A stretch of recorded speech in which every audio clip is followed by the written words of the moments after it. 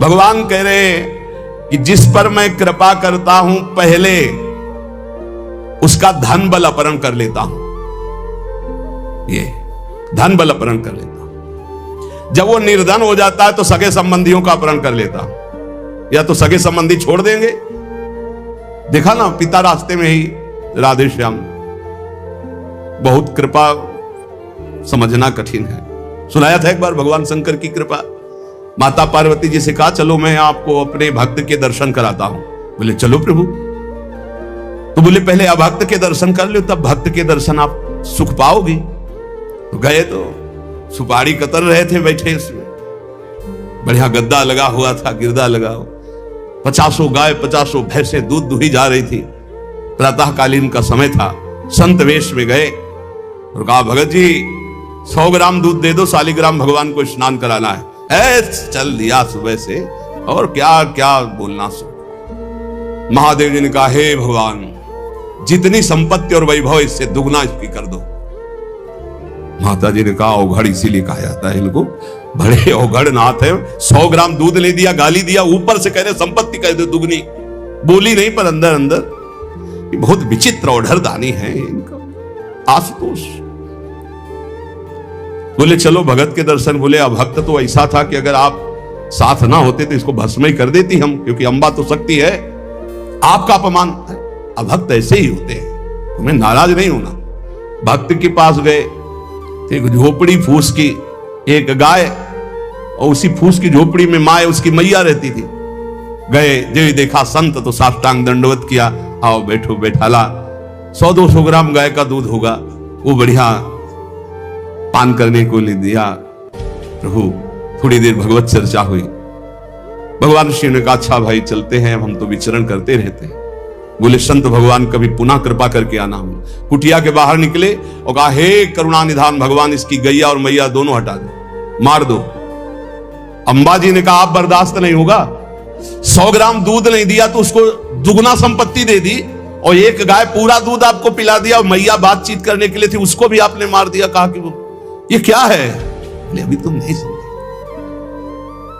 जब इतनी संपत्ति में साधु अपमान करके ऐसी गालियां देता है, जब डबल संपत्ति होगी तो ऐसा अपराध करेगा घोर नरक जाएगा, समझो। और इसका कुछ मन मैया में जाता है, कुछ गैया में जाता है। दोनों भगवान के पास गए, अखंड हमारा चिंतन करेगा या हमें लीन हो जाएगा। माता जी का ये बात तो सही। तो बोले जिस पर मैं कृपा करता हूं इस माया प्रपंच से उसे अपने स्वरूप में स्थित करता हूं। वो जरूरत देखो, जरूरत है। ऐसा नहीं कि एक बुखार की दवा सबके साथ चलेगी। बुखार की भी क्वालिटियां हैं, समझना। मलेरिया है तो उसके लिए अलग, डेंगू है तो उसके लिए अलग, साधारण वायरल है तो उसके लिए अलग। हम लोग साधारण बुखार वाले हैं, चिंता मत करो। ऐसे हाई इंजेक्शन नहीं लगेंगे जैसे त्रिपुरदास जी के लगे, या प्रहलाद जी के लगे, या नरसिंह मेहता जी के लगे, या मीरा जी के लगे। अपने लोगों के नहीं लगेंगे। बहुत ऐसे वायरल, जैसे ऋतु का बुखार है ना, अपने लोग ऐसे बुखार के मरीज हैं। डेंगू वाले नहीं है कि भर्ती हो जाए प्लेटें कम हो रही। डरना मत। अलग अलग बुखार की जैसे दवा, ऐसे अलग अलग भक्ति की स्थिति की परीक्षा होती है। अब इसकी स्थिति क्या होगी वो तो जगत पावन करने वाले भगवान ये देखते हैं। बहुत सुंदर बात है ये, अगर समझ में आ जाए। भगवान अंधकार का नाश कर देते हैं, भगवान स्वप्न का नाश कर देते हैं। ये सब स्वाप्निक जगत है। अब मोह ममता से युक्त इसलिए डर जाओगे तो हम कह रहे हैं तुम्हारे साथ ऐसा होगा ही नहीं, क्योंकि तुम उतनी स्थिति के ही नहीं हो। डरना मत, सच्ची मानिए। क्या चक्रवर्ती सम्राट अम्बरीश जी भगवान के भक्त नहीं है? ध्रुव जी भगवान के लिए भजन करने के लिए गए तो आज ऐसा पद मिला कि त्रिभुवन में किसी को नहीं। सुदामा जी को दरिद्रता प्राप्त थी और सुदामापुरी की रचना हो गई, जैसे द्वारिकापुरी की रचना। आप हमारे श्री कृष्ण के प्रति ऐसा ना सोचे, ये जो कह रहे हैं बड़ी गुप्त बात है। उसके अंदर के ममत्व का नाश कर देते हैं, उसके अंदर के अज्ञान का नाश कर देते हैं। कि आप अपने अज्ञान का नाश करवाना नहीं चाहेंगे? यहां अज्ञान की वृत्ति के नाश की बात। आप ऐसा मत सोचिएगा। और आज तक कोई भक्त आपको भिखारी नहीं मिलेगा। आप ध्यान दीजिएगा, पुरुष से लेकर के जहां दृष्टि डालिए, जहां भक्तों को आपके 4 घर में लोग होते हैं, उनके भोजन की व्यवस्था में आप चिंतित रहते हैं, समझ रहे? जब हम मांग के खाते थे तो भूखे रह जाते थे, और जब भरोसे पे हैं तो 300-400 लोगों का बाल भोग, राज भोग और शयन भोग अपने आप हमारे प्रभु पूरा करते। तो हरिष्य तद्धनम, तुम्हारा घर कितना बड़ा है, हमारे घर में कितने बैठे देख लो। घबराना मत, इसलिए हम कह रहे डरलावत अब इसीलिए कह रहे हैं, नहीं तो आपको लगेगा भगवान कह रहे यस्याम अनुग्रहणामि हरिष्ये तद धनम, ये धन ही हर जाएगा तो अब हमारे भक्ति का मतलब क्या रहेगा? नहीं, इसका मतलब है अज्ञान का नाश हो जाना, तम का नाश हो जाना, माया मोह का नाश हो जाना। क्या आप दुख का नाश नहीं करवाना चाहेंगे? ये भक्ति दुख का नाश करके सर्वतोभावेन महासुख प्रदान करने के लिए है। ततो धनम त्यजन्त्यस्य स्वजनाः दुख दुखितम, भगवान कह रहे हैं फिर उसके परिवार वाले उससे प्यार नहीं करते। क्या झूठे प्यार में फंसे रहकर जिंदगी गंवाना चाहोगे? क्या आप ये नहीं जानोगे कि तुम्हें कोई प्यार नहीं कर रहा? क्यों झूठ में जीवन व्यतीत करना चाहते हो? सच्ची कोई प्यार नहीं कर रहा, कोई प्यार अपने सुख के लिए प्यार कर रहा है, कोई तुम्हें प्यार नहीं कर रहा। तो भगवान कह रहे हैं मैं परिवार से भी उदासी पैदा, कोई उसको प्यार नहीं करता। असलियत में आ गई बात कि कोई प्यार नहीं करता। फिर कह रहे हैं कि जब वो व्याकुल चित्त हो जाता है, कोई उसे प्यार नहीं करता, ऐसा लगता है सब मुझे छोड़ दिए, तब मैं एक रास्ता देता हूं अपने भगवत प्रेमी महात्मा का।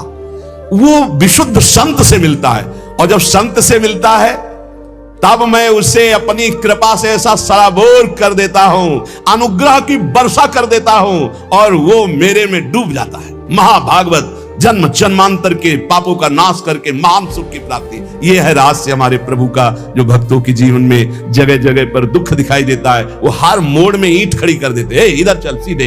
ये इतना फिसड्डी मन है कि अगर वो कृपा न करे तो माया में फंसा रहे, पर वो ऐसे ईंट रखते चले जाते, निकल मेरी तरफ बढ़कर आ जा।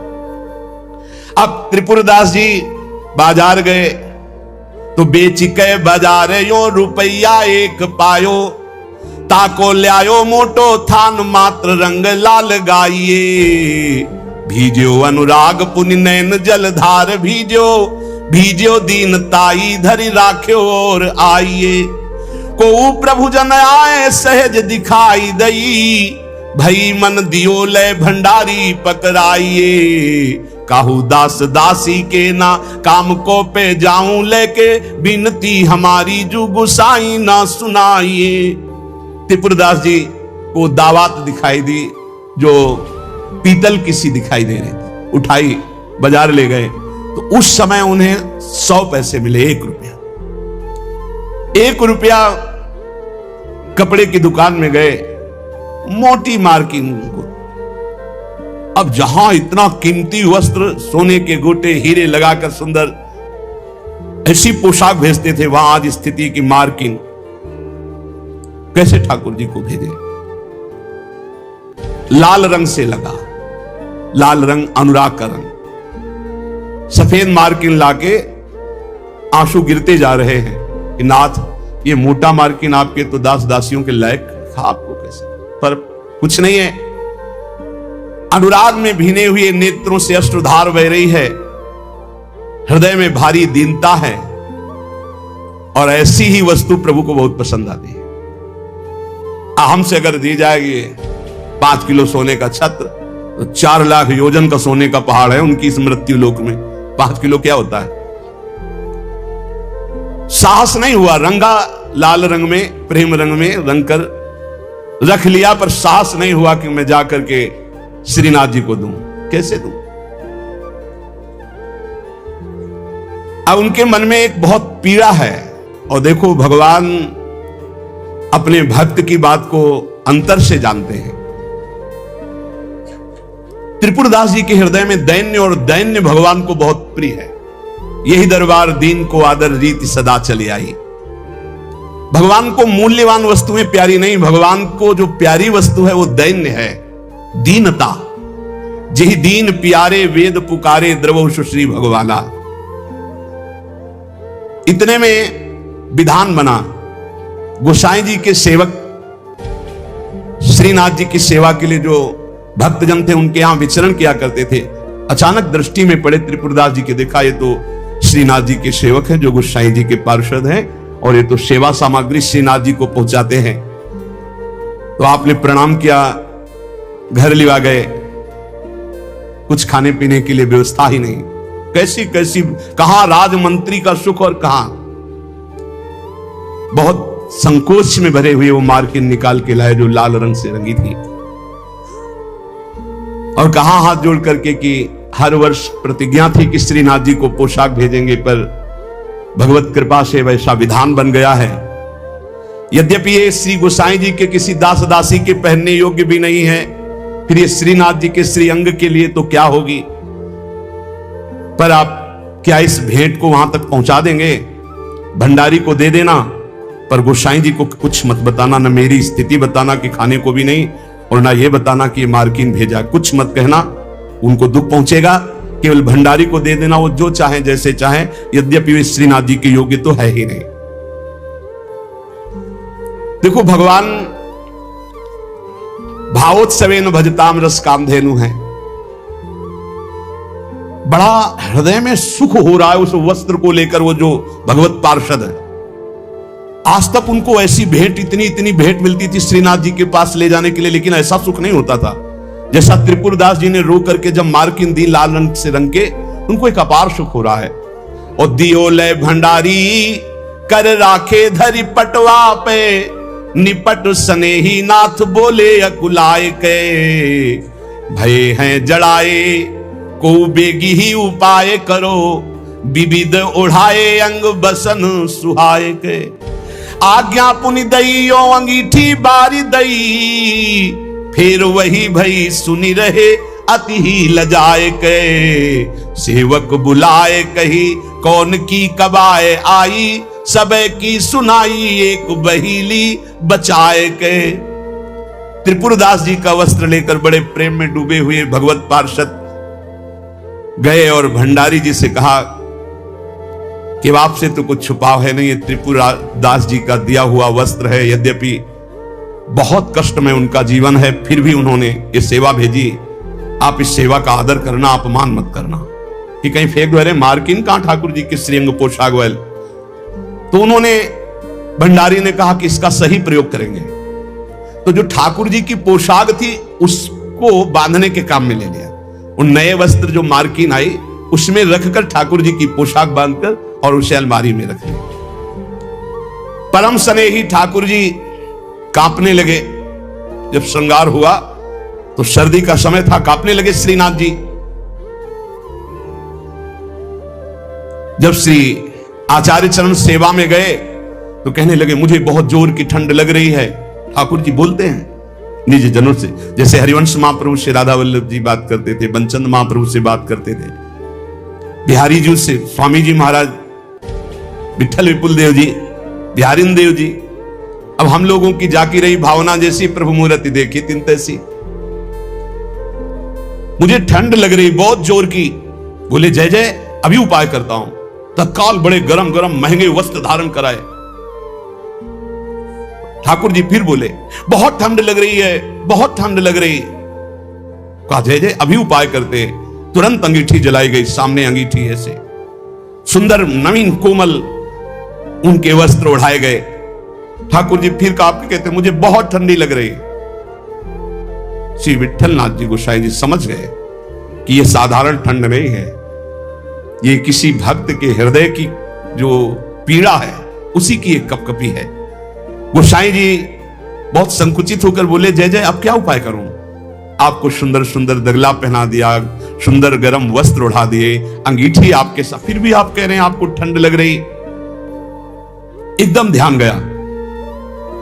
उन्होंने कहा किसी भक्त के वस्त्र का तो अपमान नहीं हो रहा है।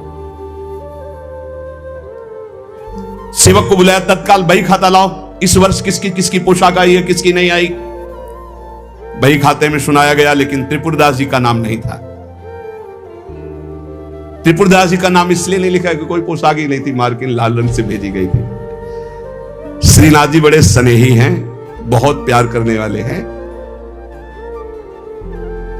एक बार रहीमदास जी ने सुना कि श्री ठाकुर श्रीनाथ जी महाराज बड़े सुंदर हैं और बहुत कृपालु हैं, रिझवार हैं। फकीर वेश में रहते थे रहीमदास जी, और जन्म तो अन्य धर्म में हुआ था, पर उपासना अपने श्री ठाकुर श्री हरि की करते थे। श्रीनाथ जी यतिपुरा में गोवर्धन में विराजमान थे। आप जब आए दर्शन करने के लिए तो द्वार में ही ब्रजवासियों ने रोक दिया, जो द्वारपाल थे। देख के ही आप अंदर दर्शन करने नहीं जा सकते हो, फकीर वेश। ऐसे थोड़ी देर ठाकुर जी के दरवाजे पे खड़े रहे, झुंझला के बोले, ऐसी साहिबी और ऐसी बेकूफी, ऐसी साहिबी और ऐसी बेकूफी। साहब बुला रहे हैं और सेवक रोक रहे हैं। अब सनकादी तो है नहीं कि जा 3 जन्म के लिए, रोक दिया ना जय विजय ले, तो झुंझला के ही तो सनकादी ने साफ दिया था। प्रभु के दर्शन की इतनी व्याकुलता, तो रहीम जी के हृदय में इतनी व्याकुलता थी कि उन्होंने कहा ऐसी साहिबी और ऐसी बेकूफी। अच्छा, मैं मलेक्ष शरीर में जन्मा, इसलिए आप मुझे अंदर नहीं जाने देते, तो ये शरीर क्यों दिया था आपने? और चलो शरीर दिया था तो इच्छा क्यों की कि आओ मेरे दर्शन करने? मैं स्वयं इच्छा करके आया हूं।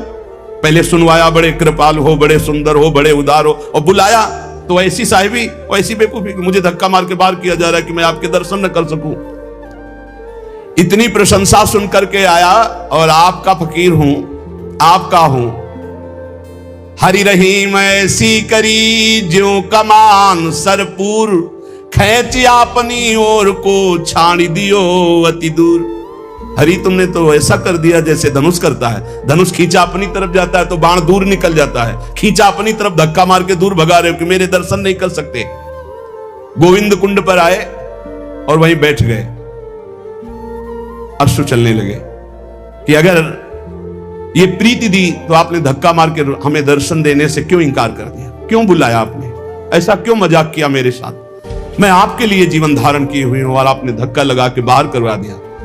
गोसाई जी के हृदय में एकदम व्याकुलता हुई, श्री विट्ठलनाथ जी के हृदय। और आपने कहा किसी फकीर का अपमान तो नहीं किया यहां किसी? देखो कैसा भगवान का खेल होता है।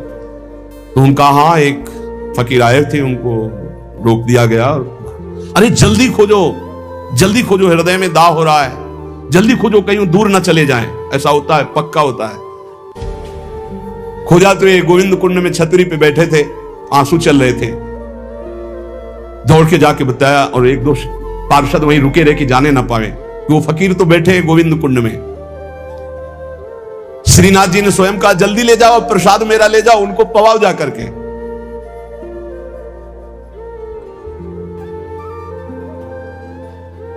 फिर श्रीनाथ जी ने कहा कि वो मान धारण किए हुए प्रसाद तो पाएंगे नहीं ऐसे, जब तक हम नहीं जाएंगे। तो इधर तैयारी प्रसाद की जा रही है, उधर अपने प्रसाद की थाल लेकर ठाकुर जी स्वयं गए और कहा बाबा प्रसाद पा। जी ही देखा, अब वो तो छवियावन मोहन लाल की, काछे काछन कलित मुरली कर पीत पिछोरी साल की। छवियावन मोहन लाल की, बंक तिलक केसर को कीने, दुतिमानो विधु बाल की। बिसरत नाही सखी मोमनते, वो चितवन नयन विशाल की। नीकी हसनी अधर सधरन की, छवि छीनी सुमन गुलाल की। जल सो डार दियो पुरैन पर, डोलनी मुक्ता माल की। आप मोल बिन मोलनी डोलनी, बोलनी मदन गोपाल की। ये स्वरूप निरखै सोई जाने, इन रहीम के हाल की। रहीमदास जी बेहाल हो गए। मंद मुस्कान तिरछी चितवन अलबेली चाल है, बाबा काहे को रो रहे हो? प्रसाद पाले। कमल दल नेत्रों में नेत्र मिला के देखे, वहां तो धक्का लगा दिया, यहां स्वयं चल कर आ रहे हो। कमल दल नयनन की उन्मान, बिसरत नाही सखी मुंह मनते, मंद मंद मुस्कानी। कमल दल नयनन की उन्मान। नजदीक आए, पालो प्रसाद। उन्होंने कहा खैच चढ़न ढीली धरनी, कहो कौन है रीत, आज काल मोहन गही वंश दिया की रीत। वाह महाराज, बड़ी विचित्र है आपकी लीला। पहले धक्का मारकर बाहर भगा देते हो, अरे वहीं दर्शन कर लेने देते, आपको यहां आने की क्या जरूरत थी? धक्का मारा क्यों, हटाया क्यों जब आना ही था? आपकी रीत समझना बड़ा कठिन है। थाल सामने रख, बाबा मेरे भोग की थाल है, पाओ। ये प्रीति देखते हैं, सिर्फ प्रीति देखते हैं। पीट करके ऐसे बैठ गए, नहीं पाऊंगा। आपने धक्का क्यों लगवाया? दर्शन करने के लिए बुलवाया, फिर धक्का लगवा दिया कि नहीं तुम अंदर प्रवेश नहीं कर सकते। ठाकुर जी मना रहे हैं, बाबा पालो पालो। और बस जे भी ऐसे दोबारा मुड़े, अंतर्धान हो गए। ठाकुर जी के अंतर्धान होते ही अद्भुत वियोग, बड़ी ऊंची स्थिति के श्री रहीमदास जी महापुरुष हुए। मोहन छवि नैनन बसी, पर छवि कहा समाए, भरी सराय रहीम लखियाप पथिक फिर जाए। अंतर दाव लगी रहे धुआं प्रगटे कोई, कह जिए जाने आपनो कह जा सिर बीती होए। अंतर में आग लगी है मोहनलाल की, अद्भुत प्रेम में डूबे श्री रहीमदास जी। प्रभु श्रीनाथ जी को ऐसी ठंडी लगी, हर उपाय करके श्री विट्ठल दास गोस्वामी जी हार गए। तब उन्होंने कहा किसी भक्त के किसी वस्त्र का अपमान हो रहा है, किसी भक्त पर विशेष कृपा करना चाहते हैं, लाओ बही खाता लाओ। हर साल जिसकी पोशाक आती थी नाम सुनाओ, नाम सुनाया, त्रिपुरदास जी का नाम नहीं था। तो सुनी ना त्रिपुरदास बोले धन नाश भयो, मोटो एक थान आयो राख्यो है बिछाई के।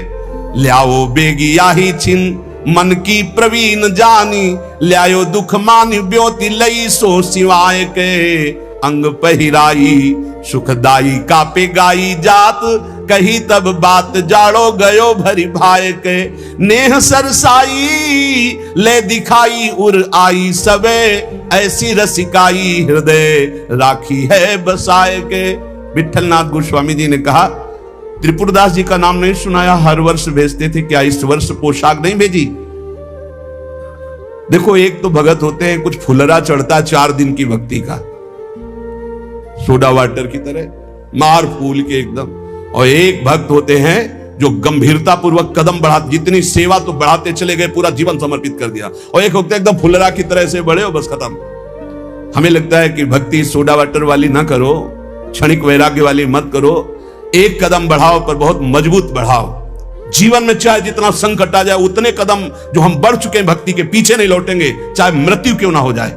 ऐसी दृढ़ निष्ठा रखनी चाहिए, तभी माया पर विजय प्राप्त होती है।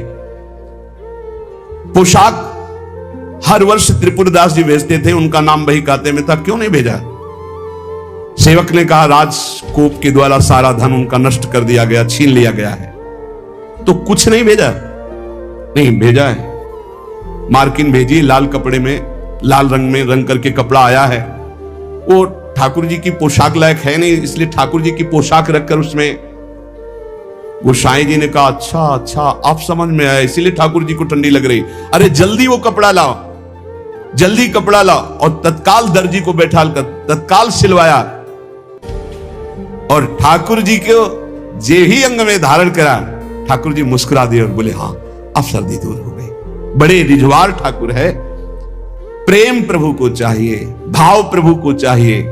इसी भाव को दृढ़ करने के लिए ये महापुरुषों के पावन चरित्र हैं। कैसी भी परिस्थिति हो, बस ये आप एक जन्म के लिए, वैसे तो सब भोग ही रहे हैं, नरक स्वर्ग अपवर्ग सब दुनिया का, एक जन्म के लिए आप प्रभु के लिए थोड़ा हिम्मत कर लो।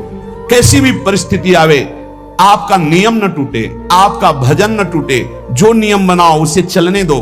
प्राण चाहे निकल जाए, इस जन्म में भक्ति से पीछे नहीं हटना, तो निश्चित भगवत प्राप्ति हो जाएगी। ये जीवन हमारा भगवत प्राप्ति के लिए है। बहुत सावधान, सुख दुख के ये भाव समुद्र के थपेड़े हैं, कहीं सुख में भूल मत जाना, कहीं दुख में घबराकर भक्ति मत छोड़ देना।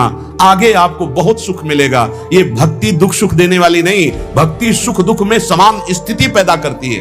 भक्ति भगवान को आकर्षित करती है। और सही मानो, आज तक खुद अपना अनुभव में बता रहा हूं, ये दुख, ये विपत्ति, ये रोग, ये नाना प्रकार का तिरस्कार, निंदा, यही ऊंचाई पर चढ़ाती है, यही सच्चाई पर चढ़ाती है, यही सच्चा शरणागत भक्त बनाती है। इसलिए जिसके जीवन में दुख है, विपत्ति है, नाना प्रकार की प्रतिकूलताएं हैं, डरना मत।